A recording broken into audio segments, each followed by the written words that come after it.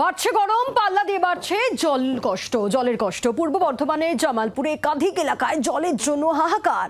অভিযোগ, গত 4 বছর ধরে এই সমস্যার কোনো সমাধানই হয়নি। কলতলা খটখটে শুকনো, পুকুরের জলস্তর ক্রমশ কমছে।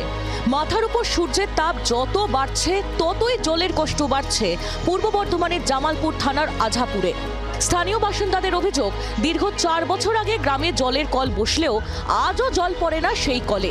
এলাকার একটি মাত্র টিউবওয়েলই ভরসা, সেটাও খারাপ হয় মাঝে মধ্যেই। তখন পুকুরের জল খাওয়া ছাড়া আর কোনো উপায় থাকে না আঝাপুরের বাসিন্দাদের। অভিযোগ, প্রশাসনের থেকে শুধু আশ্বাসই মিলেছে, সমস্যার সমাধান হয়নি। 4 বছর হচ্ছে এই কল বসেছে।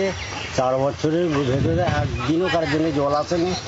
বলেছিল যে এরকম কলটা বসানোর পর আমরা একটু চেক করবো, তা সেই চেকটা পর্যন্ত করে না আজ পর্যন্ত।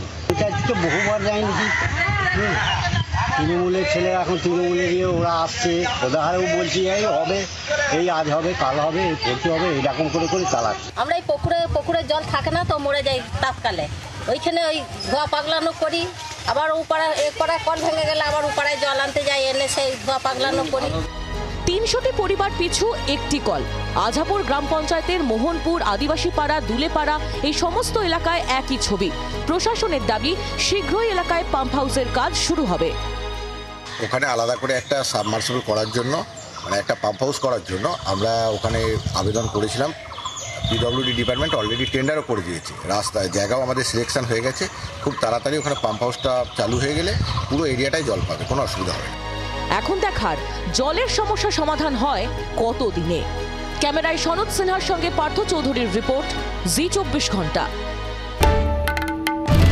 বাংলার আওয়াজ, বাঙালির আবেগ, জি24 ঘন্টা।